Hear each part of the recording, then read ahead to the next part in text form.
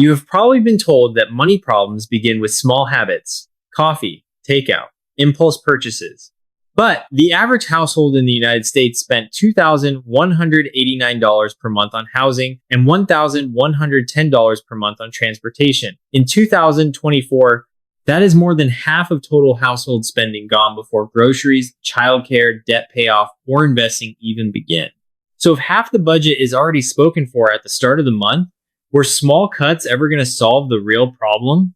Before the math, drop a comment. What percentage of your monthly take-home pay goes to housing, transportation, and insurance combined? Most people know what they spend on coffee. Very few know the number that actually controls their life. The paycheck arrives. There is a brief moment of relief. Then the sequence begins. Rent or the mortgage clears. The car payment follows. Insurance premiums, auto, maybe health, maybe renters or homeowners are already scheduled. Fuel or transit costs show up quietly, a few transactions at a time. Parking, tolls, maintenance. None of these feel optional. Each one has a reason. The month has barely started, and a large portion of your income is already committed. You are not careless with money. You compare prices. You delay purchases. You think before you spend. You skip things other people say yes to without thinking. In many ways, you are doing exactly what responsible adults are supposed to do. And still, something does not move. A raise comes in, it feels meaningful for a moment, then the lease renewal increases. The insurance premium adjusts. The cost of commuting shifts. Maybe the car needs replacing. The decisions you make all feel reasonable. A safer area, a more reliable vehicle, a shorter commute. Each one improves life in a practical way. A few years pass. Your income is higher than it used to be, but your ability to save, invest, or build any real margin has not changed in the same proportion. That creates a very specific kind of tension. You are not overspending. You are not ignoring your finances. You are not making obviously poor decisions, and yet the result feels stuck. This is where many people quietly turn inward and assume the problem must be discipline. That if they just tracked more carefully, reduced more aggressively, optimized more precisely, something would finally shift. But when you look closely at how the month actually unfolds, a different pattern appears. Most of your financial pressure is already determined before discretionary spending even begins, which raises a more important question. If the majority of your income is committed to a small number of fixed categories, what exactly are you trying to fix by focusing on everything else? It is worth stepping back for a moment and examining how these decisions were made in the first place. Housing is rarely framed as a financial trade-off. It is framed as stability, safety, school districts, commute time, peace of mind. When you evaluate where to live, the conversation is not about long-term savings rates. It is about whether daily life becomes more manageable. Transportation follows the same pattern.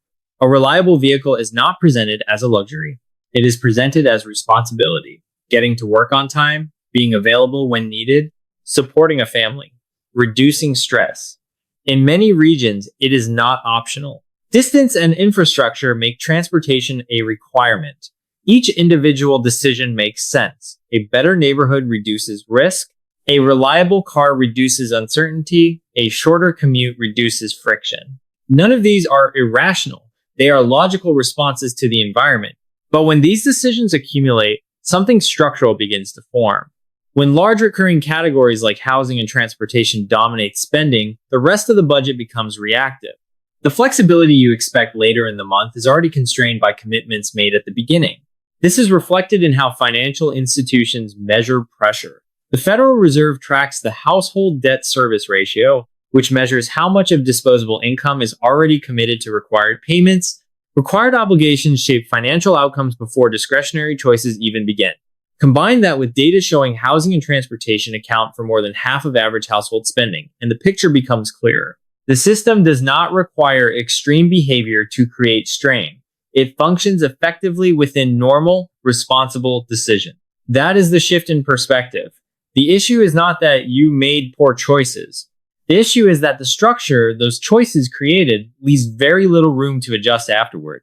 And once you see that structure clearly, another realization follows. The math is worse than it first appears. Start with the number that has been present the entire time. Housing and transportation together average $3,299 per month. Not all of that is optional. The goal is not to eliminate it. The goal is to understand what even a small structural change is worth. Reduce that combined cost by 10%. That is $329.90 per month. Pause on that number. $329 per month is not a dramatic lifestyle change. It is one structural adjustment, a different housing choice, a different vehicle, a renegotiated insurance policy, a modified commute. Now translate that into a yearly figure. $329 per month becomes $3,958.80 per year. Over 10 years without investing, that is $39,588 simply not spent. That is the direct cost. Now consider opportunity cost. Take that same $329 per month and redirect it instead. Using an illustrative assumption of 5% annual growth, that amount compounds to approximately $51,228 over 10 years. That difference matters. $39,000 is what you avoid spending. $51,000 is what you build by redirecting it. Now extend the same behavior over 30 years. $329 per month at 5% annually becomes approximately $274,562. This is where the number changes, meaning $274,000 is not a minor adjustment. It represents flexibility, stability, options, the ability to absorb unexpected expenses, the ability to reduce reliance on future income, the ability to make decisions without constant constraint. And this did not require earning more. It came from adjusting where existing income flows. The most expensive part of your financial life is often not what you spend impulsively. It is what you stopped questioning because it felt normal. There is a reason small financial cuts often feel both difficult and ineffective. It is not because they are useless. It is because they operate inside a structure that was already decided earlier in the month. The Federal Reserve measures this directly through the household debt service ratio. It reflects how much of your income is already committed to required payments. Required payments are not flexible. They are not optional. They are paid first. Everything else happens afterward. Combine that with the fact that housing and transportation alone account for more than half of household spending. That creates a constrained financial environment. A large portion of income is locked in early. The remaining portion must carry everything else. Within that structure, cutting small discretionary expenses can improve awareness. It can build discipline. But it often does not significantly change long-term outcomes. That is why the experience feels contradictory. You make an effort. You reduce small expenses. You track carefully. And the result barely changes. The effort is not wrong. The leverage is elsewhere. When financial pressure is concentrated in a few large categories, meaningful improvement usually comes from adjusting those categories. This is not a failure of discipline. It is a matter of structure. Once that becomes clear, the next step becomes practical. Shift from understanding to action. You do not need to redesign everything. You need to focus on where change has the greatest impact. This is where a simple framework helps. Think of it as the 50% bill audit. If housing and transportation are consuming around half of your spending, that is where meaningful financial change begins. Start by measuring. Combine your housing costs with transportation and related insurance into one monthly number. That number is not just an expense. It is a structural force.